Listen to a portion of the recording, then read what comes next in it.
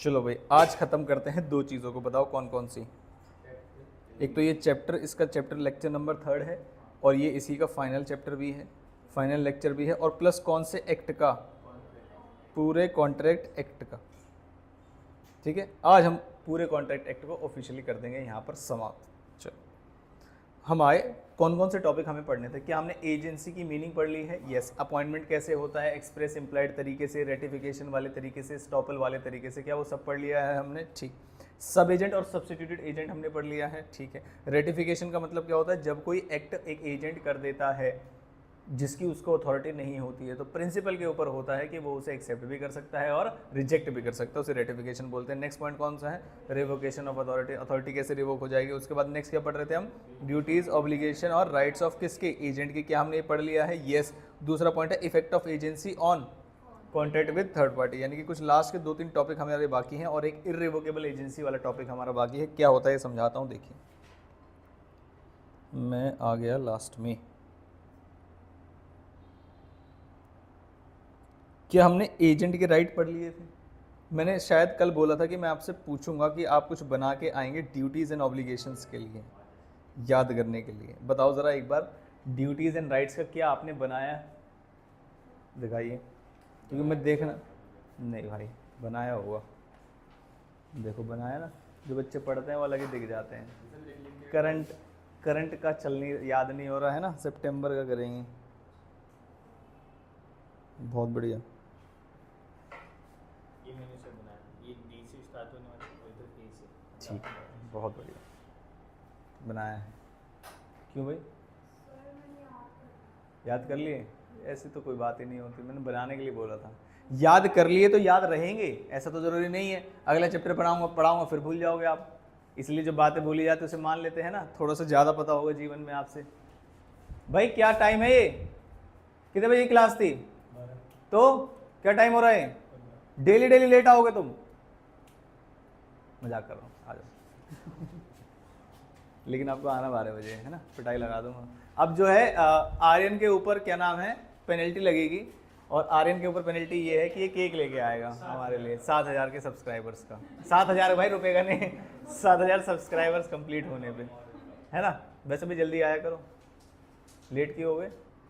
11:30 बजे उठे थे। कितने? 11:15? हाँ, 8:30। इतनी लेट कैसे हो गए, मतलब 15 मिनट? बताओ बताओ बताओ, अब मैं असली वाला डांटूंगा। अब बताओ, बनाने में आप अपना नाश्ता खुद बनाते हैं? क्या बनाया आपने? सैंडविच, और कल सैंडविच लेके आओगे मेरे लिए, ठीक है, पहली चीज़। तो दूसरी चीज़, आज केक लेके आओगे 7000 का सब्सक्राइबर्स का, ठीक है भाई। 2 पनिशमेंट है आपके लिए। मैंने कल बोला था आपको वो बनाने हैं ड्यूटीज़ एंड राइट्स को याद करने के लिए, एजेंट के लेफ्ट राइट इस तरीके से। क्या आपने बनाए? देखो ना, आपने घर जाके काम किया। हाँ, केक के सैंडविच के साथ। नहीं, केक के साथ वो ना 5 को मैंने ना हिंदी में लिखा है, समझ आ गया। देखो मैंने लिखा हाँ दिखाओ, आपको बस घर जाके एफर्ट्स डालने हैं बच्चे, ये मेरी बात समझो बस। बहुत बढ़िया। चलो पहले जो पढ़ाना है पहले वो पढ़ा लो, फिर पूछता हूँ। पहले पूछूंगा उन बच्चों से जो बना के नहीं लाए, जो क्लेम कर रहे हैं हमें याद हो गया है। क्या मेरी बात समझ में आती? पहले उनकी गलतफहमी दूर करते हैं, फिर और कोई दिक्कत नहीं है। मैंने कहा ड्यूटीज तो हमने पढ़ लिए थे, राइट्स भी पढ़ लिए थे एजेंट के। याद है आपको? राइट टू रिसीव रेम्यूनरेशन, दूसरा क्या? राइट टू रेम्यूनरेशन हो गया। एजेंट की प्रॉपर्टी, एजेंट की प्रिंसिपल की, प्रिंसिपल की प्रॉपर्टी पे लियन लगा सकते हैं। याद है आपको इसका एग्जाम्पल? आप बताइए इसका एग्जाम्पल क्या था?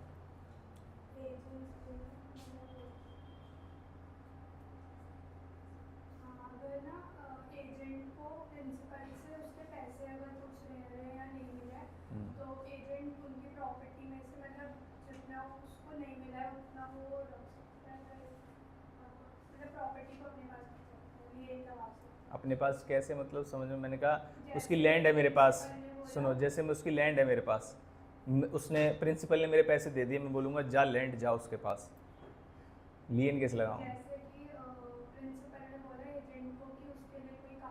हाँ, और उसके बाद एजेंट ने उस कार को अपने पास रख लिया और प्रिंसिपल को नहीं दिया। तो इसी को लियन बोलते हैं। मैंने कहा मान लीजिए अगर वो कार प्रिंसिपल के पास पहुंच जाते डायरेक्ट, तो क्या अब एजेंट लियन लगा पाएगा? क्यों? क्योंकि लियन लगाने की पहली कंडीशन ये है position should be with the person जो लियन लगाना चाहता है, और पोजीशन कैसा होना चाहिए? लॉफुल। वो ये कह रहा है कोई दिक्कत वाली बात नहीं है, रात को जाऊंगा पोजीशन ले आऊंगा पीसफुली, चुपचाप, क्या वो लॉफुल माना जाएगा? Answer is no. ठीक है। Right of indemnification against acts done in good faith, तो जो अनजाने में किए गए थे, दूसरा पॉइंट है राइट ऑफ इंडेमनिफिकेशन कौन से एक्ट्स के लिए? लॉफुल। अगर कोई अनलॉफुल एक्ट कर रहा है तो क्या उसके लिए लायबल होगा? मैंने कहा नहीं, पैसे मिल सकते, 3 चीजों के पैसे मिल सकते, बताओ एजेंट को किस किस चीज के? पहली चीज जो तय किया गया था रेम्युनरेशन, पहले वो मिलेगा, एजेंट की कमीशन मिलेगी। दूसरा, अगर कोई एजेंट ने खर्चा किया हुआ है, क्या मेरी बात समझ में आती है? वो भी पैसे उसको, और कोई भी अगर एजेंट को नुकसान हुआ है प्रिंसिपल की ड्यूटीज को कैरी आउट करने के लिए, 3 चीजें आपको मिल सकती हैं। ठीक है, ये राइट्स तो मेरे ख्याल से आसान थे। आज जो हमें पढ़ना था वो कौन सा पढ़ना था? क्या लिखा हुआ है फटाफट से पढ़िए। एक टॉपिक पढ़ाऊंगा, पहले मैं थोड़ा सा नॉन इंटरेस्टिंग सा टॉपिक पढ़ा दो, उसके बाद पढ़ाऊंगा इर्रिवोकेबल एजेंसी। ऐसी एजेंसी जिसे प्रिंसिपल भी चाहे तो कैंसिल नहीं कर सकता। कैसी एजेंसी? जिसे प्रिंसिपल भी चाहे तो कैंसिल नहीं कर सकता। ऐसा हो सकता है क्या कभी? सोचो आप जरा। प्रिंसिपल ने एजेंसी क्रिएट की और हमने पढ़ रखा है कि प्रिंसिपल जब चाहे एजेंसी को रिवोक कर सकता है। उस तक कोई भी एक्ट अगर किया है एजेंट के लिए, उसके लिए प्रिंसिपल लायबल होगा, और रिवोक करने के बाद कोई भी एक्ट अगर प्रिंसिपल ने किया है तो उसके लिए एजेंट पर्सनली लायबल होगा, प्रिंसिपल लायबल नहीं होता। ऐसी बात समझ में आती है? ये कह रहे ऐसे भी सर्कमस्टांसेस हो सकते हैं जहां पर जो एजेंट है और जो प्रिंसिपल है, प्रिंसिपल ने जो अथॉरिटी एजेंट को दी है वो तो मतलब रिवोक कर ही नहीं सकता, कैंसिल कर ही नहीं सकता। कह रहे नहीं नहीं, तो चलती रहेगी। ऐसा कभी हो सकता है? एडवांस मतलब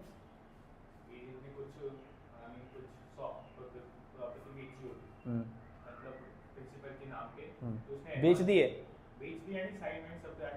एक्ट तो हो गया ना, लेकिन अब एक पॉइंट ये भी हो सकता है कि एजेंट ने, क्या चीज? एजेंट ने अपनी अथॉरिटी को पार्शली एक्सरसाइज कर दिया है। मतलब आपने बोला था कंस्ट्रक्शन करनी है आपको घर के लिए, रॉ मटेरियल खरीद लिया मैंने सारा, अब आप कह रहे हो रिवोक कर, तो क्या रिवोक कर सकते हैं? नहीं। आप रिवोक करना है तो पहले आप मेरे पैसे दे दीजिए रॉ मटेरियल के, फिर आप रिवोक कर लीजिए। क्या मेरी बात? और कोई पॉइंट हो सकता है?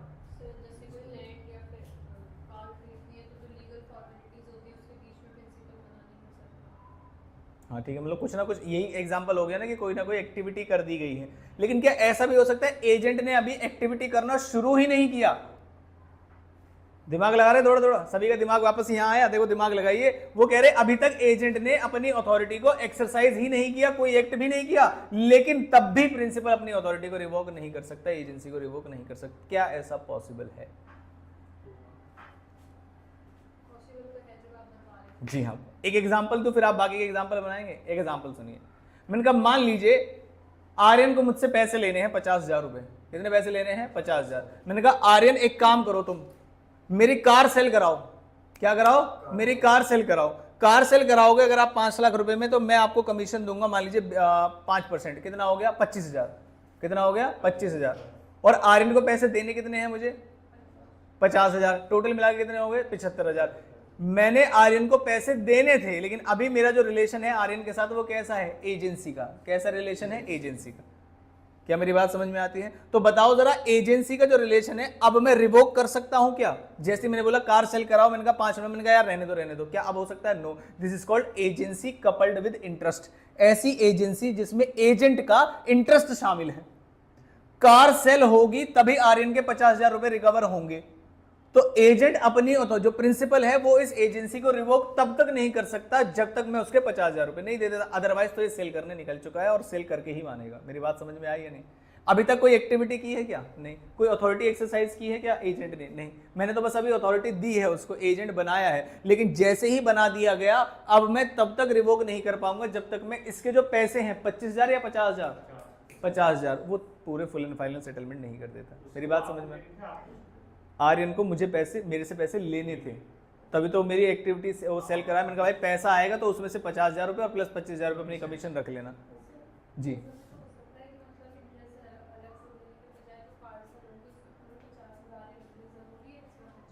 मैं तो एजेंसी का रिलेशन है यहाँ पर इसलिए बता रहा हूँ आपको, जरूरी नहीं है एक्स्ट्रा। मैंने कहा भाई इसे बिकवा दो और 50,000 रुपये ले लो।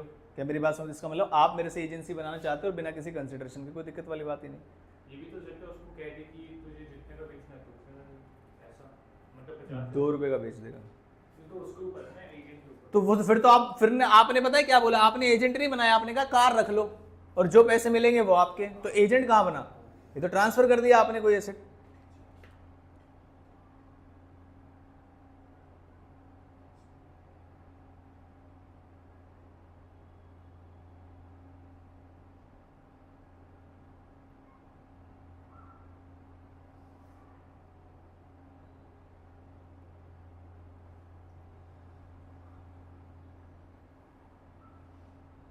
चलो पहले इररिवोकेबल एजेंसी से पहले कुछ थोड़े से नॉन इंटरेस्टिंग से टॉपिक है, पहले इनको खत्म कर लेते हैं, फिर उसके बाद चलेंगे आखिरी टॉपिक पे। देखिए पॉइंट कौन सी है, हेडिंग कौन सी है, पढ़िए।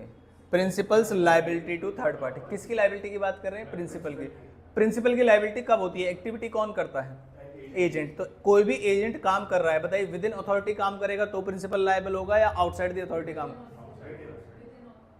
दिमाग यहीं रखिए, मारो बहुत पकड़ के। बताओ जरा क्या पूछा मैंने। जो एजेंट काम करता है वो विदिन दी वो काम करता है, अरे मतलब विदिन दी अथॉरिटी में काम करता है या आउटसाइड, कैसे काम करता है, दोनों। प्रिंसिपल कौन से एक्ट के लिए लायबल होगा, जो एजेंट है विद इन दी अथॉरिटी की है या आउटसाइड दी अथॉरिटी की है, विद इन दी अथॉरिटी की है। तो प्रिंसिपल एजेंट के उन कामों के लिए लायबल होता है जो वो विद इन द अथॉरिटी करते हैं। जैसे मान लीजिए मैंने अपने एजेंट से कहा, मैंने कहा भाई जितनी भी मेरे पास कार हैं आप सेल करा दीजिए, तो एजेंसी बन गई है, उसने मेरा लैंड सेल करा दिया, लैंड बेच दिया, क्या मैं लायबल होऊंगा, नहीं। क्या मुझे लैंड देना पड़ेगा, नो। अथॉरिटी किस चीज़ की दी थी, कार की। तो जो वो विद इन अथॉरिटी रहकर काम को एक्सरसाइज करता है, उन एक्ट्स के लिए, एजेंट के एक्ट्स के लिए कौन लायबल होता है, प्रिंसिपल। लेकिन अगर कोई आउटसाइड द अथॉरिटी जाके काम करता है तो कौन लायबल होता है।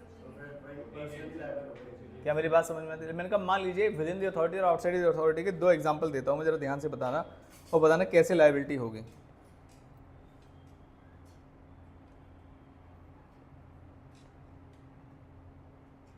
मैंने कहा मान लीजिए एक प्रिंसिपल ने, बताना जरा आप कैसे लायबिलिटी होगी, और ये एग्जाम में भी कई बार आया हुआ है, ठीक है। ये वाला एग्जाम्पल, प्रिंसिपल ने एजेंट से कहा कि भाई आप मुझे 1,00,000 यूनिट्स बाय करो एक रॉ मटेरियल की एट द रेट ₹10, ठीक है। एजेंट ने, इस चीज़ की अथॉरिटी मिली थी,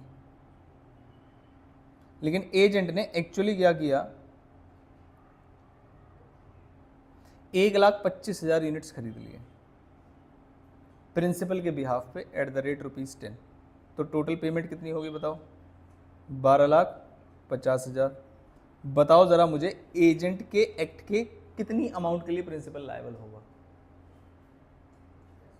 10 लाख। कैसे पता चला भाई, 1,00,000 इंटू 10 कितने होते हैं, 10 लाख। इस 10 लाख की अथॉरिटी दी गई थी किसको, एजेंट को, ऑन बिहाफ ऑफ प्रिंसिपल। लेकिन एजेंट ने कितने की एक्सरसाइज कर दी, 12,50,000। तो यहां पर लायबिलिटी बताओ कैसे आएगी। तो मैं बोलता हूं जो 10 लाख हैं, जो कितने हैं 10 लाख हैं, इसमें से उसके लिए कौन लायबल, प्रिंसिपल लायबल। और जो 2,50,000 है उसके लिए कौन liable, agent, agent personally liable. इसका मतलब आपको क्या लगता है कि ये जो कॉन्ट्रैक्ट था ये सेपरेबल था या नॉन सेपरेबल था, सेपरेबल था। कैसा था, सेपरेबल, आप अलग कर सकते हैं। क्या आप मुझे कोई ऐसा एग्जांपल दे सकते हैं जिसमें कॉन्ट्रैक्ट सेपरेबल ना हो, जी। पहले तो ये समझ में आया, यूनिट्स वाला सेपरेट किया जा सकता है आराम से, जी। दोबारा बता दो, मैंने अपने एजेंट से कहा था, मैंने कहा भाई मुझे 1,00,000 यूनिट्स की जरूरत है और आप 1,00,000 यूनिट्स खरीद दो, मुझे 10 रुपए के रेट से चाहिए। उसने 1,25,000 खरीद दी, मैंने अथॉरिटी कितने की दी थी, 1,00,000 की। उसने एक्स्ट्रा कितनी खरीदी, 25,000। तो एज अ प्रिंसिपल मैं कितने के लिए लायबल रहूंगा, 1,00,000 के लिए, क्योंकि विद इन द अथॉरिटी 1,00,000 है, आउटसाइड द अथॉरिटी कितना है, 25,000। तो वो उस 25,000 के लिए कौन लायबल होगा, एजेंट। समझ में आया, बड़ी सिंपल सी बात है भाई। मैंने कहा था 1,00,000 यूनिट जिसका रेट कितना है, 10 रुपए। कितने की अथॉरिटी दी मैंने आपको खरीदने की, 10 लाख की, लेकिन आपने कितने का खरीद दिया, 12,50। तो भाई 2,50 आप दोगे, मैं नहीं दूंगा। क्या मेरी बात समझ में है। तो 2,50 का जो एक्ट है वो विद इन द अथॉरिटी है या आउटसाइड द अथॉरिटी, जल्दी से बताइए। 2,50 वाला, तो ये जो 10 लाख वाला है ये कैसी अथॉरिटी है, विद इन अथॉरिटी। और 2,50,000 वाला आउटसाइड। तो आउटसाइड द अथॉरिटी जाकर जो भी काम करता है एजेंट, उसके लिए कौन लायबल होता है। अगर मैं बोलूं इसके लिए, अगर प्रिंसिपल बाद में रेटिफिकेशन दे दे और एजेंट ये समझा दे अपने प्रिंसिपल को कि भाई साहब ये जो स्टॉक आउट होने वाली है ये यूनिट्स और अगले 3 महीने तक अवेलेबल नहीं है, इसलिए मैंने 2,50,000 खरीदे। क्या अब प्रिंसिपल लायबल होगा? जब तक प्रिंसिपल एग्री नहीं करेगा जब तक प्रिंसिपल लायबल नहीं होगा। मान लीजिए एजेंट ने इसको लॉजिक दिया, लॉजिक इसको समझ में नहीं आया, कौन लायबल होगा? एजेंट लायबल होगा। मैंने कहा उसने लॉजिक दिया, किसने? एजेंट ने, उससे समझ में आया, कह रहा ठीक है चलो मैं पैसे दे दूंगा, अब कौन लायबल होगा? तो अगर प्रिंसिपल तैयार है एक्स्ट्रा के पेमेंट करने के लिए, लेकिन आप लायबल नहीं ठहरा सकते उसको। क्या मेरी बात समझ में आती है? ठीक है, मुझे कोई ऐसा एग्जांपल दे सकते हो जिसमें अथॉरिटी एक्सरसाइज की गई है, आउटसाइड कर दिया है उसने, और आप उसे सेपरेट नहीं कर सकते? नहीं, नॉन सेपरेबल। ये एक्ट जो है सेपरेबल नहीं है, कुछ भी। एक एग्जांपल मैं दूं तब बताओगे? ठीक है, मैंने कहा मान लीजिए इसी एग्जाम्पल में यूनिट्स को क्रॉस करके, यूनिट्स मतलब पहले मैंने कहा था ना यूनिट्स खरीदनी है आपको, यूनिट्स को क्रॉस करके मैंने उससे कहा था आपको लैंड परचेज करके देनी है अप टू कितनी अमाउंट तक? 10 लाख तक। क्या मेरी बात समझ में? एक्चुअली में एजेंट ने कितने की लैंड परचेज कर ली? 12,50,000 की। सवाल ये आया क्या प्रिंसिपल लायबल होगा या प्रिंसिपल लायबल नहीं होगा? बताइए फटाफट से। अगर 10 लाख तक के लिए आप कह रहे हो कि प्रिंसिपल लायबल होगा, इसका मतलब आप लैंड के टुकड़े कर सकते हो। क्या ये सेपरेबल है या सेपरेबल नहीं है? ऐसे नहीं होता बिल्कुल भी। मैंने कहा लैंड को अगर आपको डाउट जा रहा है कि टुकड़े हो सकते हैं, हालांकि ऐसा होता नहीं। मैंने कहा कार परचेज करने के लिए बोला था, वैल्यू कितने की थी? 10 लाख की। उसने कितने की कार परचेज कर ली? 12,50। क्या आप कार को पार्शली कर सकते हैं कि आगे वाली सीट तुम रख लेना, पीछे वाली में 1/3 तुम रख लेना? ऐसा पॉसिबल है नहीं। तो इसका मतलब ये कैसे कॉन्ट्रैक्ट है? ये भी तो कर सकते हैं जैसे उसमें से जैसे 12,50,000 की खरीदी, तो 10 लाख तो वो दे देगा। 10 लाख कौन दे देगा? प्रिंसिपल। और 2,50,000 कौन देगा? एजेंट। एजेंट को क्या मिला? कुछ भी नहीं। इसमें तो आप एजेंट को मिलेंगे ना 25,000 जो यूनिट्स हैं बाहर जाकर किया है, तो जो अथॉरिटी के बाहर जाकर उसने किया है उसकी लायबिलिटी मंगा रहे हो आप, तो उसे बदले में तो कुछ दोगे ना भाई। यहां पर एक्स्ट्रा खरीदा तुमने तो एक्स्ट्रा के तुम पैसे दो, लेकिन जो मिला है वो तो दोगे ना उसको। यही बात समझ में। अब मुझे 12.5 लाख रुपए की लैंड मिल जाएगी, जिसमें से मेरी जेब से कितने जाएंगे? 10 लाख। उसकी जेब से कितने जाएंगे? 2,50,000। तो ऐसा नहीं हो सकता कि उसकी जेब से भी ले लें और उसे कुछ दें भी ना। मेरी बात समझ में आती है? पक्की बात है? ठीक। और कोई एग्जांपल दो मुझे अब सेपरेबल का और नॉन सेपरेबल का। उसको 25,000 यूनिट्स मिलेंगी भाई। एजेंट जो पैसे देगा उसके पैसे, उसकी जो यूनिट्स है वो किसको मिलेगी? ऑब्वियस सी बात है किसको मिलेंगे। अब देखो एजेंट के एक्सपेंस पे प्रिंसिपल का तो फायदा नहीं कराएंगे ना। आपने कितनी यूनिट्स मांगी थी? 1 लाख। ये पकड़ो 1 लाख, ये दो 10 लाख रुपए। क्या मेरी बात समझ में आती है? 25,000 किसको मिल जाएंगे? एजेंट को। अब बताइए। और जैसे एक एजेंसी है, कौन सा बता रहे हो? नॉन सेपरेबल बताना। नॉन सेपरेबल जी। तो जो वर्ल्ड कप कराती है लाइक क्रिकेट वगैरह के, हाँ। उसने एक एजेंट मतलब अपॉइंट किया और उसको बोला कि जैसे ये होता है ना कि कोई भी प्लेयर जीतता है तो उसे कोई बाइक मिलती है या ऐसा कुछ, तो उसने बोला कि एक ऐसी बाइक लेकर आओ, फॉर एग्जांपल कोई हीरो होंडा वगैरह की बाइक लेकर आओ। वैसे उसका मतलब अप्रॉक्स अमाउंट होता है 1 लाख से लेकर 1,10,000, लेकिन उसे एक एजेंट को एक हीरो होंडा की बाइक मिली जो कि थी अपर मॉडल की। हाँ मतलब अपर मॉडल थी, उसकी मिली थी 1,50,000 अप्रॉक्स। ठीक है। तो वो ले आया 1,50,000 की, तो ये नॉन सेपरेबल है। जो प्रिंसिपल है वो मना नहीं कर सकता कि तुमने 1,10,000 की बोली थी 1,50,000। ठीक है, बिल्कुल ठीक। और कोई? वो ऐसे तो नहीं बोल सकता हीरो हीरो तुम रख लो, होंडा होंडा मैं रख लूँगा। आप बताओ जी। नहा के आए हो? नहीं। हाँ सर, अभी बाल ये बाल तो गीले पानी से होते हैं ना, नहाने से थोड़े। वैसे भी आप लगा सकते हैं। या तो आप पूरी रात सोए नहीं, या तो आप रो रहे थे। खुद ही हंस रहा है। बताओ बताओ। एक बच्चे के अंदर ना एक वो होता है, क्या बोलते हैं उसको, मुस्लिमों में बोलते हैं नूर। बच्चे हैं, बचपन आया, मतलब चेहरे से एकदम नूर टपकना चाहिए। अब ये नहीं कहता तुम फेयर एंड लवली लगा के घूमो।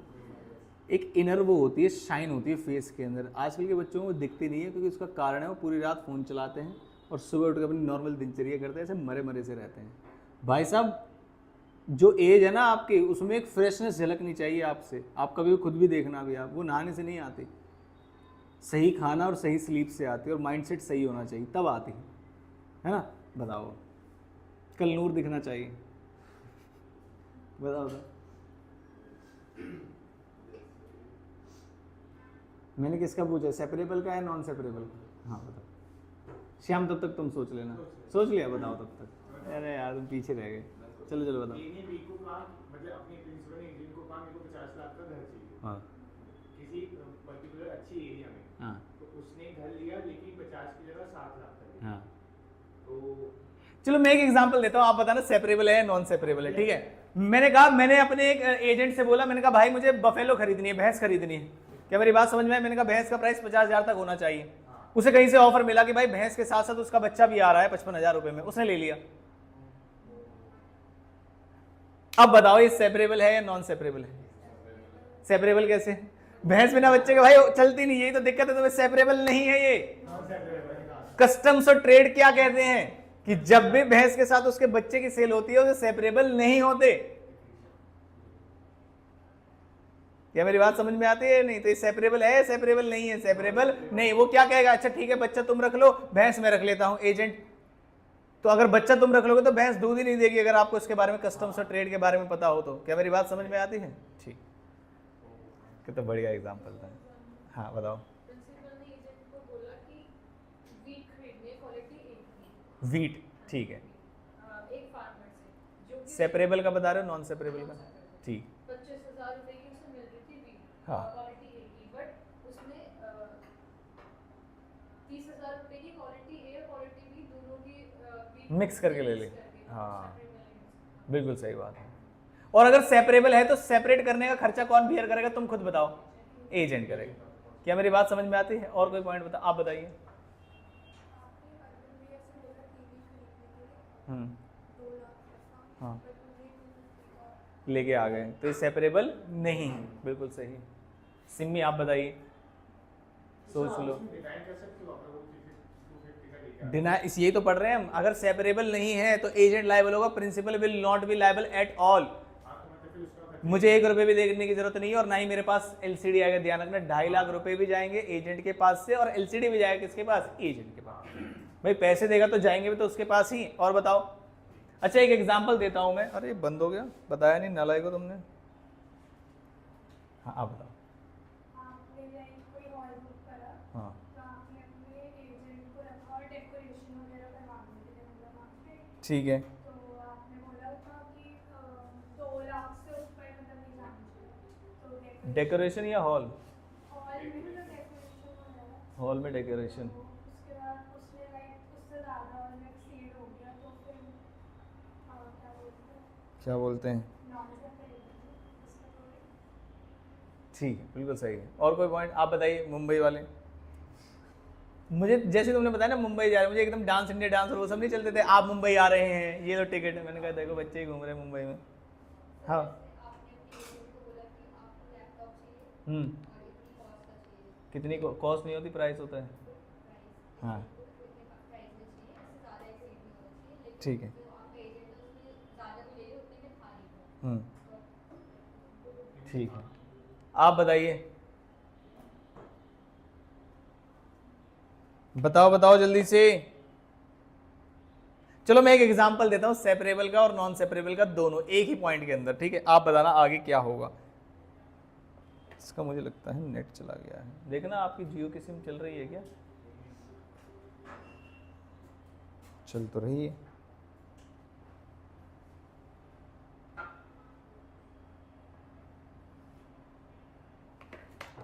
देखो जरा एग्जांपल।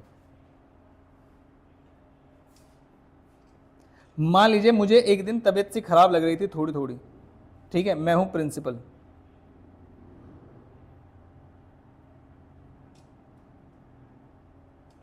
मैंने श्याम को अपना एजेंट बोला। मैंने कहा श्याम तुम जाके मेरे लिए मेडिसिन लेके आओ। किस चीज़ की बताओ? सर दर्द की, फीवर की। ये मान लीजिए किस चीज़ का? फीवर। क्या मेरी बात समझ में आती है? या मैंने कहा फीवर से थोड़ा सा कम रखते हैं, हेडेक है ना। हेडेक की, हेडेक है किसको? मुझे या श्याम को? ठीक। अब मैंने उसे बोला, मैंने कहा भाई मुझे थोड़ी सी टेंशन हो रही है, समझ में नहीं आ रहा क्या क्लास कैसे होंगी, पसीना आ रहा है, ज़रा तुम एक बार जाके मेरे लिए मेडिसिन लेके आओ। मेरी बात समझ में आती है? मेडिसिन आपको जो सामने वाला शॉप वाला है आप बता देना सर ने मंगाए हैं, फ्री ऑफ कॉस्ट दे देगा। मान के चलिए जहाँ भी मैं इसको भेज रहा हूँ वहाँ इससे पैसे नहीं मांगे जाएंगे, और जिनके पास भी भेज रहा हूँ उनको पता है मेरे बिहाफ पे आ रहा है। क्या मेरी बात समझ? मेरा एजेंट है। अभी श्याम कौन है? मेरा एजेंट। श्याम गया, क्या लाने भेजा था मैंने? हेडेक की मेडिसिन। श्याम आया मेरे पास, कह रहे सर 1.5 लाख रुपए का बिल है। कितने का बिल है? 1.5 लाख। 1.5 लाख 10 रुपए का बिल है। मैंने कहा भाई मैं तुम्हें क्या लेने भेजा था पहले ये बताओ। दवाई। कह रहे सर आपको नहीं पता मैं आपकी बहुत चिंता करता हूँ। मैं सही कह रहा हूँ? हाँ। कह रहे सर बहुत चिंता करता हूँ। मैंने कहा क्या क्या किया फिर तुमने, ये तो बता दो।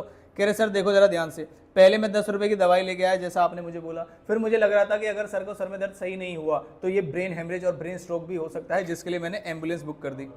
सुनो जरा ध्यान से, जिसके लिए मैंने क्या बुक कर दी? एम्बुलेंस। एम्बुलेंस का जो प्राइस था वो था 50,000 रुपये। फिर मैंने आपके लिए आईसीयू में बेड भी बुक कर दिया है जिसका प्राइस था 1 लाख रुपए। इसलिए जो प्राइस है 1,50,10 रुपए है। आपकी चिंता कर रहा था मैं। अब सवाल ये आया कि बताइए मैं लायबल रहूंगा या नहीं? बताइए बराबर से, मैं कितने रुपए के लिए लायबल रहूंगा? 10 रुपए के लिए। बस बात खत्म। मैंने कहा इसी एग्जाम्पल को मुझे चेंज करना है नॉन सेपरेबल में। 10 रुपए की जगह नॉन सेपरेबल। हाँ, सेम एग्जाम्पल नॉन सेपरेबल में चेंज करना है। बताओ जरा।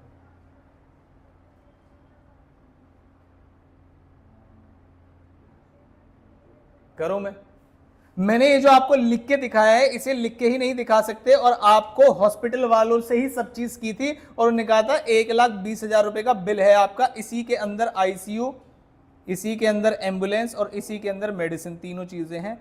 अलग अलग प्राइस नहीं बताया उन्होंने सिंगल प्राइस, कंबाइंड प्राइस, मतलब उन्होंने कहा आईसीयू के साथ अगर आप बेड लेते तो कोई डिस्काउंट मिल जाता है। अलग अलग बिल मत करो ना, ऑफर चल रहा है हमारे यहाँ। हाँ, अब सवाल ये आया, अब बताओ मैं कितने के लिए लायबल? 10 रुपए के लिए या 1,20,000 रुपए के लिए? मैं मतलब प्रिंसिपल 1 रुपए के लिए भी लायबल नहीं हूं, क्योंकि कॉन्ट्रैक्ट सेपरेबल नहीं है और एजेंट ने अपनी अथॉरिटी से आगे जाके काम किया। तो पूरे 1,20,000 के लिए कौन लायबल? एजेंट। और यहां वाले केस में क्या ये सेपरेबल है? यस, ये सेपरेबल है। तो प्रिंसिपल की लायबिलिटी कितने के लिए होगी? प्रिंसिपल लायबल होगा इसके लिए, और बाकी दोनों चीजों के लिए एजेंट। यहां पर इसके लिए कौन लायबल होगा? एजेंट। क्या मेरी बात समझ में आती है? एक एग्जांपल और दो मेरा ऐसा, फिर हम आगे चलेंगे। बताइए ऐसा ही एग्जांपल। हाँ हाँ, शादी से रिलेट बता सकते हो आप। तो शादी में गहने, कपड़े और मान लीजिए इन दोनों का शॉपिंग के लिए गए, लेकिन प्रिंसिपल ने कहा था कि सिर्फ गहने लेके आना।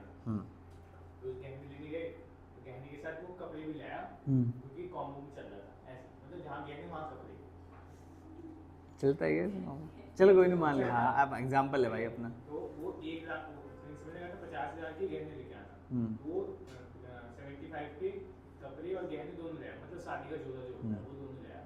तो अगर वो अलग अलग प्राइस कोट किया हुआ है, हाँ, अगर तो प्रिंसिपल गहनों के लिए लायबल होगा। लेकिन अगर अलग अलग प्राइस नहीं कोट किया हुआ तो पूरे के लिए एजेंट लायबल होगा। ठीक है, ये वाली बात बिल्कुल सही है। हम चलते हैं आगे आज वाले केस में। देखिए फटाफट से क्या कह रहे हैं। कह रहे प्रिंसिपल लायबल होगा for the acts of agent, लेकिन पता चले वो कौन सी वाली अथॉरिटी में कर रहा हो? With in this scope of authority. Example आप पढ़ लेंगे, मैंने आपको काफी सारे एग्जाम्पल बता दिए हैं। Principles liability when agent exceeds the authority. बताइए फटाफट से किसकी लायबिलिटी होगी? प्रिंसिपल की होगी क्या? नहीं। कह रहे when an agent does more than what is authorised to do and when part of the what he does which is within the authority. कह रहे जो आउटसाइड अथॉरिटी है उसमें से पार्ट ऐसा है जो विद इन द अथॉरिटी है और बाकी का can be separated from the part which is beyond the authority, so much only for that what he does. कौन सी अथॉरिटी के अंदर? विद इन द अथॉरिटी के लिए is binding as well and his principal. मतलब principal को liable आप ठहरा सकते हो। कह रहे principal not bound when excess of agent's authority is. क्या ये बता दिया है मैंने आपको? ठीक है, अगला चलते हैं। एक्सेप्शन क्या है इसकी, पढ़िए।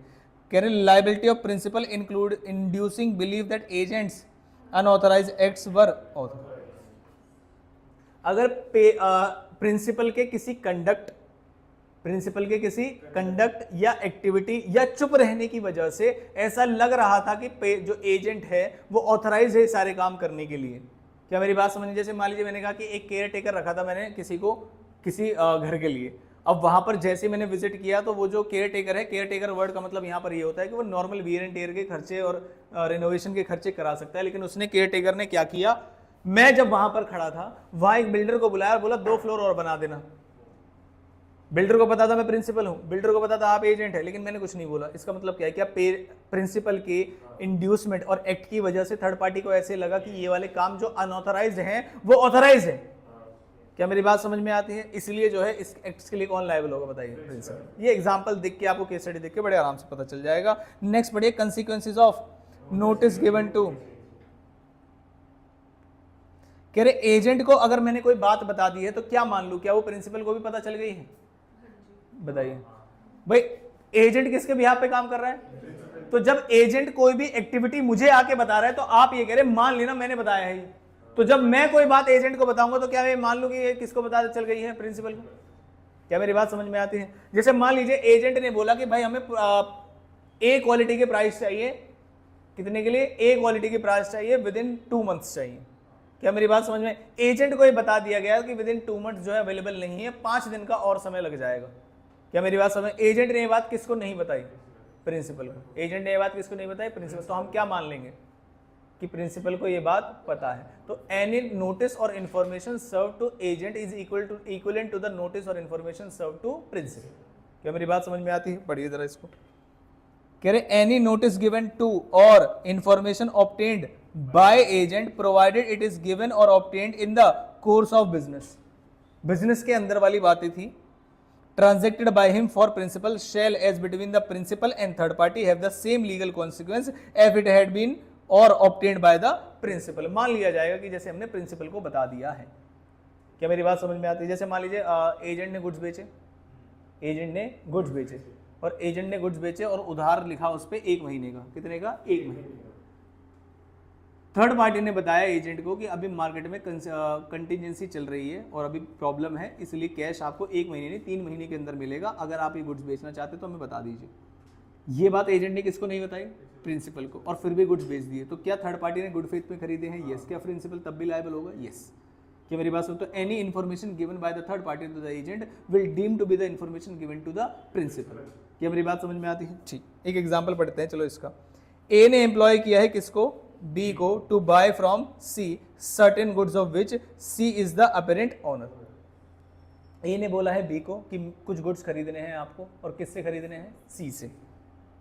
एंड बाइज देम अकॉर्डिंगली, और बी ने उस तरीके से गुड्स खरीद लिए। In the course of treaty of the sale, जब सेल की ट्रांजेक्शन चल रही थी, A learns that the goods were really belong to D. A ने एम्प्लॉय किया था एजेंट को? नहीं, बी ने एम्प्लॉय किया है किसको? ए को, और बोला है सी से गुड्स खरीद लेना। और सेल करते समय जब बी ने एम्प्लॉय किया है ए को या ए ने एम्प्लॉय किया है बी को?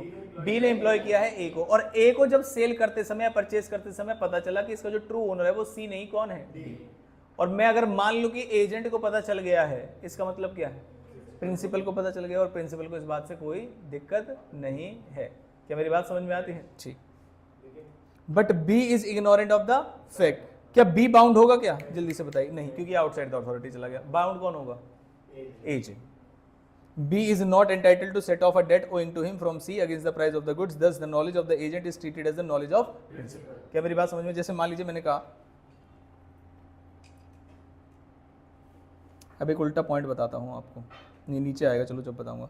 Principles liability for agent's fraud और मिसरिप्रेजेंटेशन और ट्रॉट्स। बताइए क्या प्रिंसिपल की लाइबिलिटी होगी? Answer is no. अगर वो विद इन द अथॉरिटी रह के और यूजुअल कोर्स ऑफ बिजनेस में कर रहा है जिसका थर्ड पार्टी को पता नहीं लगाया जा सकता, तो प्रिंसिपल लायबल होगा, अदरवाइज प्रिंसिपल लायबल नहीं होगा। मैंने कहा एक काम बताता हूं आपको, मुझे बताना क्या एक थर्ड पार्टी है? कौन है एक थर्ड पार्टी? जो थर्ड पार्टी है वो वानखेड़े स्टेडियम, जानते हो आप? स्टेडियम कहां पर है बताओ?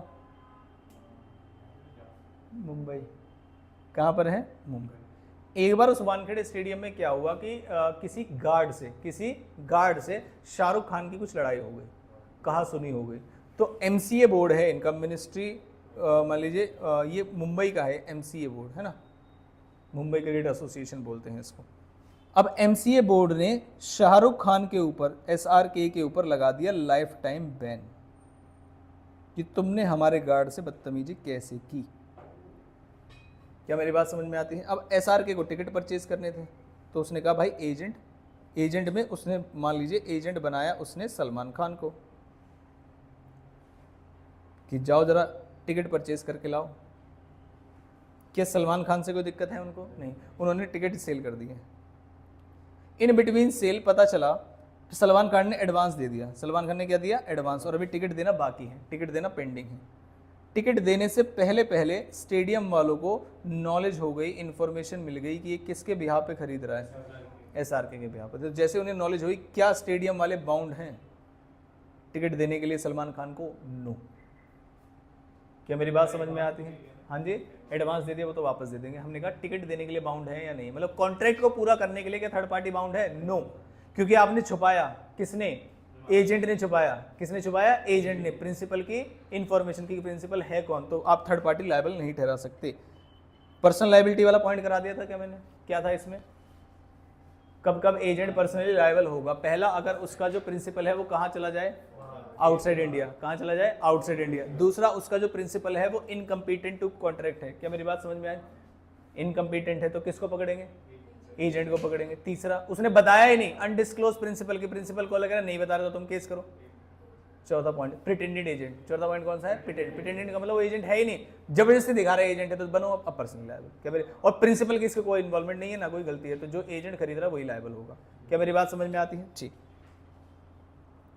राइट्स ऑफ थर्ड पार्टी, ये थर्ड पार्टी के राइट्स है, फटाफट से पढ़िए क्या लिखा हुआ है यहाँ पर। Rights of a party to a contract made by undisclosed agent. पढ़िए, उन्होंने कहा SS bought for himself a ticket of IPL match. SS कौन है यहाँ पर? मान लीजिए, मैंने कहा कोई भी नहीं, एट वानखेड़े स्टेडियम थ्रू किसके? एबी के। एसएस का मतलब शाहरुख खान है और एबी का मतलब कोई और व्यक्ति है। On personal ground stadium management. देखो आईसीआई के स्टडी मटेरियल में भी लिखा हुआ है, लॉ में भी लिखा हुआ है ये बात कि उनका झगड़ा हो रखा है। अब एसएस को शाहरुख खान नहीं लिखा उन्होंने कहा ये तो मतलब, लेकिन क्या वहीं जा रही है ये बात? देखो जरा, would not have issued the ticket. अगर उन्हें पता होता मैनेजमेंट को कि ये टिकट जो है एसएस के बिहाफ पे खरीदे जा रहे हैं तो वो टिकट जो है इशू नहीं करते। Now stadium management may repudiate the contract and refuse SS to enter the stadium, क्योंकि तुमने प्रिंसिपल को डिस्क्लोज नहीं किया, और हो सकता है वो ऐसा प्रिंसिपल हो जिसे हम सेल नहीं करते। मैंने कहा उसका जो गौरी खान ने बोला था खरीदने के लिए, बताइए जरा, क्या अब स्टेडियम कैंसिल कर सकते हैं? आंसर इज नो, क्योंकि बैन किस पर है? शाहरुख खान। गौरी खान कौन है? बहुत बढ़िया। Second point, performance of contract with agent suppose to be the principal. पढ़ो जरा ध्यान से, इसमें क्या लिखा हुआ है, पॉइंट को समझा दो चलो आज मुझे इसे।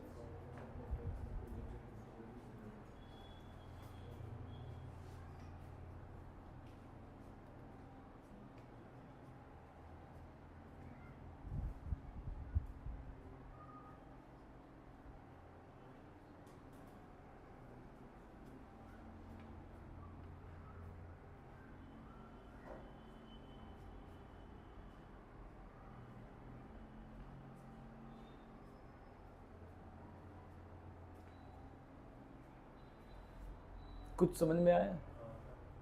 आया क्या? बताना जरा। जो ए है कितनी पार्टीज हैं ये बताओ पहले? तो तीन है। तीन पार्टी है, जिसमें ए को पैसे देने हैं, किसको? बी को पैसे देने हैं, और ए ने ही सामान बेचा है। बी कितने का? 1 लाख रुपए का, worth of rights to B. A ने बेचा है किसको? बी को।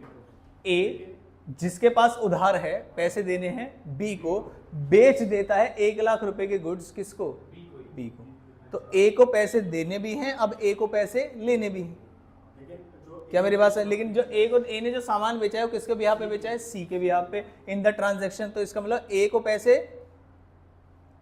देने हैं, ए को पैसे लेने हैं। ए को पैसे पहले देने हैं और उसके बाद पैसे पहले लेने हैं। But B has no knowledge, no reasonable ground of substitution that in this case C can not compel B to take the rights without allowing him to set off as debt. इसका मतलब क्या है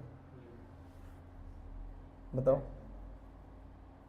किसी B को ये नहीं कह सकता, मतलब उसको फोर्स नहीं कर सकता राइट्स लेने के लिए ए का डेट टेक ऑफ करने के लिए, जस्ट बिकॉज उसने बताया नहीं था। क्या मेरी बात समझ में आती है? आप इसे कंपेल नहीं कर सकते कि आप बिना सेट ऑफ किए इस काम को करिए, क्योंकि उसने तो बताया था, वो अपने बिहाफ पे कर रहा है। क्या मेरी बात समझ? सी ये नहीं कह सकता ना भाई मेरे पैसे 1 लाख रुपए मुझे दो। सी बी से ये नहीं कह सकता कि आप मेरे पैसे 1 लाख रुपए मेरे दो, वो आपस का है ना। उसने रिप्रेजेंट किया था कि वो अपने ओन अकाउंट पे डील कर रहा है, तो उसे पर्सनली लायबल ठहराओगे, सी कंपेल नहीं कर सकता। क्या मेरी बात समझ में आती है? ठीक। उसके बाद next option 2, third party to sue the agent और प्रिंसिपल के right of a person dealing with the agent personally liable. उसके पास क्या अधिकार होते हैं कि क्या वो एजेंट को लायबल ठहरा सकता है? हाँ, अगर पर्सनली लायबल हो रहा है एजेंट तो इसका एग्जांपल पढ़िए, जैसे ये रहा, A enters into contract with B to sell him कितना 100 bales of cotton and afterward discovers that B was acting as agent of C. A may sue either B or C or both of the price for the cotton. दोनों को कैसे स्यू कर सकता है? Double amount मिलेगा क्या? नहीं। अब वो हाफ हाफ स्प्लिट करें, कैसे करें, वो कोर्ट डिसाइड करेगा। ठीक है, फालतू की बातें हैं, एक्स्ट्रा पॉइंट से बस एग्जाम में दिए हुए। रिवोकेशन पढ़ा रखा है मैंने। लास्ट पॉइंट बताओ, चलो लास्ट पॉइंट क्या है? कंसीक्वेंसेज ऑफ इंड्यूसिंग एजेंट और principal to act on behalf of principal or agent will be held exclusively liable when a person who has made a contract with किसके? Agent के, induces whom the agent to act upon the belief that principal only will be held liable or induces the principal to act upon the belief that agent will only be held liable, he cannot afterwards hold the liable agent or principal respectively। इसका मतलब ये है, जैसे मान लीजिए मैं हूं principal, ज्योति है एजेंट। ज्योति ने क्या नाम है ऋषभ को बोला, ये लिखा हुआ है। ज्योति ने किसको बोला? ऋषभ को। भाई केस आप मेरे साथ कॉन्ट्रैक्ट कर लो और लायबल सिर्फ प्रिंसिपल होगा, मैं लायबल नहीं होंगी। क्या मेरी बात समझ में आती है? तो इस केस में लायबिलिटी किसकी होगी? ज्योति की। मैं कौन हूँ? प्रिंसिपल। आप कौन है? एजेंट। मैं थर्ड पार्टी से कह रहा हूँ, मैंने कहा भाई साहब एजेंट से कॉन्ट्रैक्ट कर लो, मेरे पास केस नहीं कर सकते, आप एजेंट पे ही कर सकते हो। तो जो भी पार्टी इंड्यूस करती है थर्ड पार्टी को कॉन्ट्रैक्ट करने के लिए, अगर एजेंट है तो एजेंट बता रहा है कि आप सिर्फ थर्ड पार्टी पे केस कर पाओगे, मेरे पास नहीं कर पाओगे, या फिर प्रिंसिपल बता रही है कि आप मेरे पास केस नहीं कर पाओगे, किस पे? एजेंट पे केस कर पाओगे। क्या मेरी बात समझ में आती है? तो जो भी पार्टी ऐसी रिप्रेजेंटेशन दे रही है या जो भी पार्टी ऐसा इंड्यूस कर रही है, लायबिलिटी उसी की होगी। क्या मेरी बात समझ में आती है? गड़बड़ नहीं करनी है आपको, बस ये वाला पॉइंट खत्म हो गया। अब मैं आता हूं आपके आज वाले मेरे फेवरेट पॉइंट पे, और जिसका नाम क्या है? कब एजेंसी इर्रिवोकेबल होगी? जरा ध्यान से देखिए, मैंने आपको एग्जांपल समझाया था। एजेंसी इर्रिवोकेबल कब होगी? जब आपको कोई पर्सनल इंटरेस्ट शामिल होगा इसमें। पर्सनल इंटरेस्ट का मतलब आपको भी पैसे लेने हैं, उसने कहा जाओ इसको सेल करा दो और जो बच जाएंगे पैसे इसमें से रिकवर करके बाकी मुझे दे देना। क्या मेरी बात समझ? इसका एग्जाम्पल दिखाता हूँ आपको, देखिए यह है irrevocable agency. Circumstances where principal can not revoke the agency. पहला पॉइंट क्या है? Agency coupled with interest. इसी का एग्जांपल दिया था मैंने आपको। Such type of agency can not be revoke unless interest of the agent is duly satisfied. आपको 50,000 रुपए लेने थे मुझसे और 5 लाख रुपए की कार है, तो या तो मैं आपको 50,000 रुपए दे दूं और बोल दूं रहने दो, कार मत बिकवाओ। क्या मेरी बात समझ में आती है? उसके बाद next, purpose of the agency has been achieved. Car sale हो गई, हो गई प्रिंसिपल, अब खत्म। अभी थोड़ी ना परमानेंटली आप मेरे कार बेचने के ओनर बन या एजेंट बन गए हो। दूसरा क्या होता है? Agency for fix period. कह रहे can not B revoked before time, if revoked compensate agent. मैंने कहा 5 महीने के अंदर आपको कार सेल करने का टाइम है। क्या मेरी बात समझ में? 5 महीने अभी तक नहीं हुई, क्या मैं रिवोक कर सकता हूँ? क्या नहीं। उस 5 महीने के दौरान तक ये जो एजेंसी है कैसी रहेगी? इर्रिवोक। और जैसे 5 महीने एक्सपायर हुए अब रिवोक हो जाएगी। क्या मेरी बात समझ में? फिर आप दूसरा तरीका अपनाएंगे। तीसरा पॉइंट क्या है? Partly work. देखो 3 ही केस है। पहला वाला केस क्या है? Agency coupled with interest. दूसरे पॉइंट में मैंने किसी फिक्स टाइम के लिए दी थी, तो भाई आप इसे क्या नाम है, उसे रिवोक नहीं कर सकते। और तीसरे वाले केस में अगर आपके एजेंट ने अथॉरिटी को पार्शियली एक्सरसाइज कर लिया है, जिसका मतलब यह है आपने कहा था कि रॉ मटेरियल लाना और घर बना देना, मैं रॉ मटेरियल ले आया, आप कह रहे रहने घर मत बनाना, चेंज कर दिया है मैंने माइंड। तो क्या एक एजेंट ने पार्शियली एक्सरसाइज कर दी है अथॉरिटी? यस। क्या मेरी बात समझ में आती है? क्या अब आप अपनी एजेंसी को रिवोक कर सकते हैं? नो। अब आपको मुझे एग्जांपल देने हैं जल्दी से। एक ये वाला पॉइंट पढ़ा दो, एक बार ये वाला पॉइंट पढ़ा दो, उसके बाद आप मुझे पार्शियली एक्सरसाइज वाला एग्जांपल्स बताएंगे। ठीक है, पढ़िए। In the absence of contract to the contrary. इसकी हिंदी बताओगे आप, नहीं तो पिटाई करूंगा आज। इसका अपोजिट नहीं होना चाहिए कॉन्ट्रैक्ट में लिखा होगा, आपने ऐसे ही बताया। जी हाँ, in the absence of contract to the contrary. जैसे मान लीजिए मैंने कहा कि अगर एजेंट अपनी विद इन द अथॉरिटी में रह के कोई काम करता है तो एजेंट लायबल होगा या प्रिंसिपल लायबल होगा। लेकिन अगर उसने लिख रखा है कि पहली लायबिलिटी एजेंट की होगी, उनके आपस में ही लिखा हुआ है, तो क्या हम कुछ कर सकते हैं? क्या ये इसे बोलते हैं in the absence of contract to the contract. इसका मतलब अपोजिट में कोई भी कॉन्ट्रैक्ट नहीं हो रखा है। तो रूल क्या है? पढ़िए। Agent can not on his own enforce any contract entered into by him on behalf of the principal. मैंने कहा तो हमको पता है। Nor can he be held liable. Exception क्या है? अगर एजेंट को स्यू किया जा सकता है, agent can be held liable. कब हो सकता है ऐसा? ऐसे हमने बहुत सारे 3 केसेस देखे थे उसी के अंदर। प्रिंसिपल कहां पर रह रहा है? अब्रॉड में रह रहा है। एजेंट डज एनी और डिस्क्लोज नहीं कर रहा है, where principal can not be sued. ये 3 केसेस थे, बस बात खत्म। अब आप मुझे एग्जांपल बताएंगे, बताइए किसके?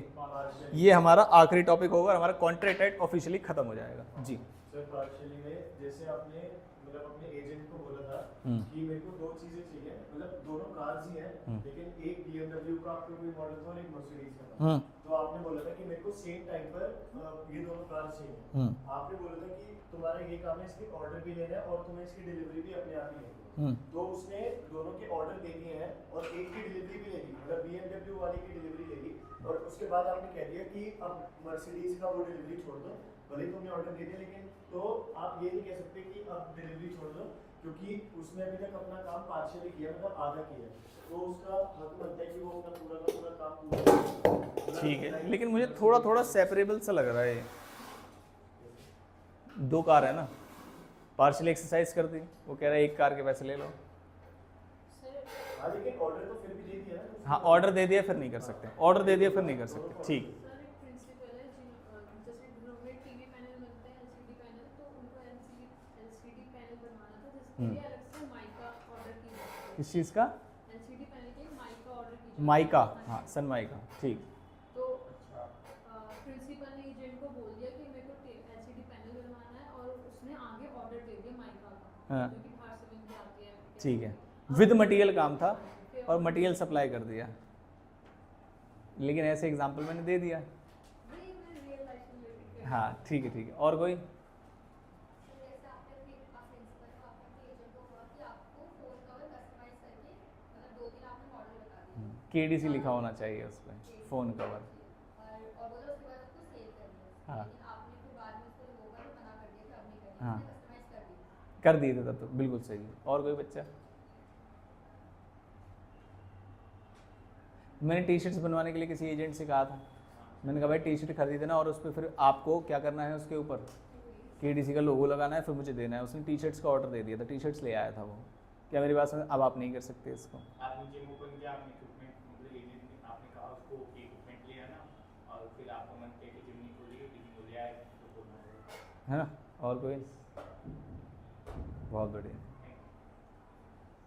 हाँ, जैसा आपकी शादी को हमारे को हो गया, सब कुछ मतलब तैयारी हो गई, दिहाड़ी हो गई। मतलब पूरी तैयारी तैयारी, decoration sorry, sorry। वगैरह सब हो गई। हाँ, तो आपने लास्ट मिनट पे जब ये तो हो गया। फेरे हो रहे थे तो आपने लास्ट मिनट पे बोल दिया कि मुझे शादी नहीं करनी, तो आप ऐसा नहीं कर सकते क्योंकि सब कुछ हो चुका है। नहीं कर तो सकता हूँ मैं ऐसा। शादी नहीं करनी ना, मैंने ये कहा उनके पैसे नहीं दूंगा, नहीं करनी मुझे शादी, तो मैं बोल सकता हूँ ना ऐसा। हाँ जी, और एजेंट भी नहीं है, देखो कोई। क्या तुम पर्सनली टारगेट कर रहे थे मुझे?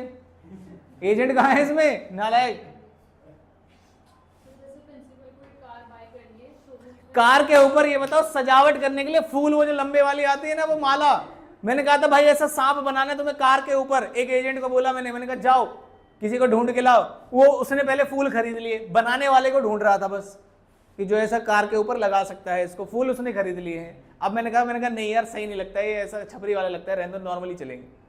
तो क्या मैं उसकी एजेंसी अथॉरिटी को रिवोक कर सकता हूँ? क्या अगर करनी है तो कंपनसेट करना पड़ेगा पहले, ऐसा नहीं कर ही नहीं सकता। मैंने कहा रहने दो, जितने के फूल उतने के पैसे ले लो आप, तो कंपनसेट करना पड़ेगा। ठीक है, और कोई?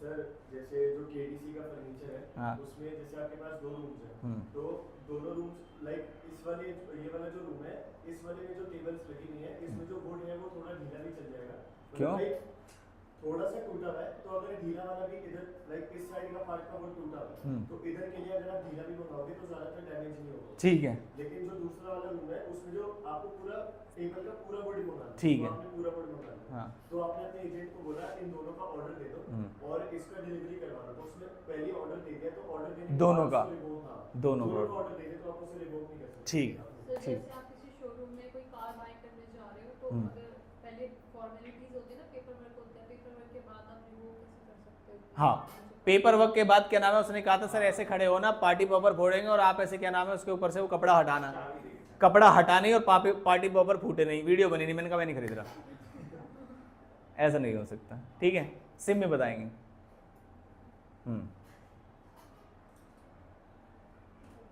2 मिनट दिए।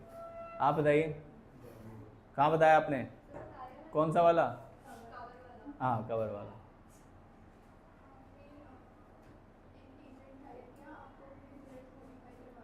ठीक है,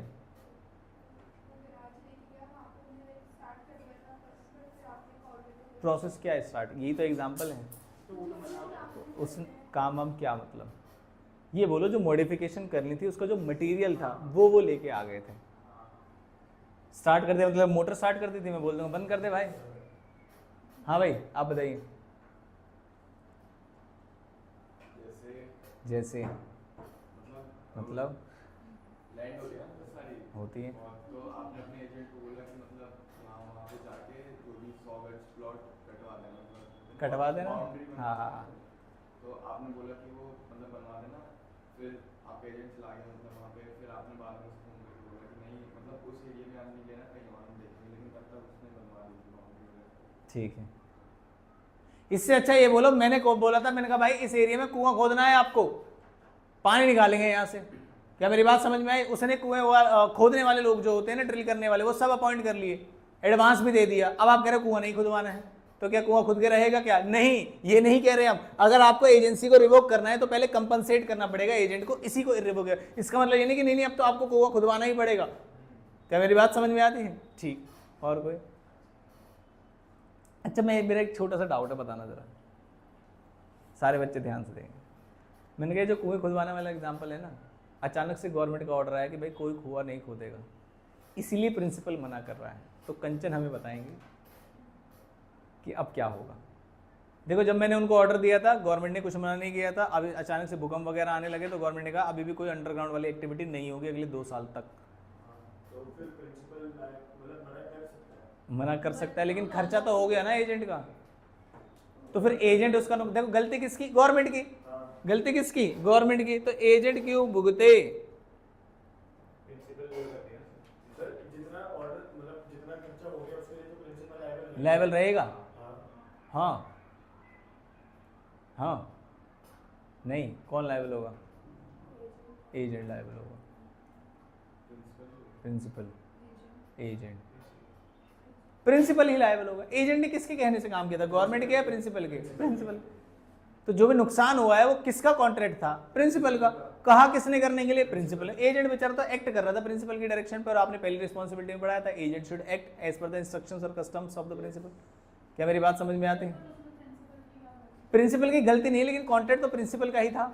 अब गवर्नमेंट ये तो नहीं कहेगी नहीं नहीं भाई साहब हमारी गलती है, हमसे पैसे ले लो आप, ना। हम तो ये पूछ रहे प्रिंसिपल लायबल होगा, एजेंट लायबल होगा? बताओ कौन लायबल होगा? क्या मेरी बात समझ में आती है?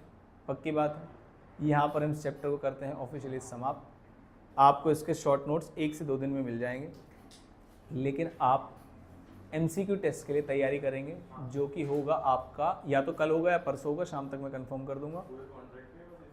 2 चैप्टर्स का contract of indemnity and guarantee और एजेंसी, इन 2 चैप्टर्स का आपका MCQ टेस्ट होगा। क्या मेरी बात समझ में आती है? और आप बढ़िया तरीके से प्रिपेयर, कल ही होगा, ज़्यादा टाइम वेस्ट नहीं करेंगे इसमें। कब होगा? कल। अच्छे तरीके से सारे examples, MCQ plus true false. True false में खुद लिखने वाला हूँ, ध्यान रखना। क्या मेरी बात समझ में आती है? तो बढ़िया तरीके से रिवाइज करें। आपको बहुत बहुत धन्यवाद। आपका दिन शुभ हो। बंद कर देना। देखो लास्ट में आते आते मैंने आपको बैठ के पढ़ाया।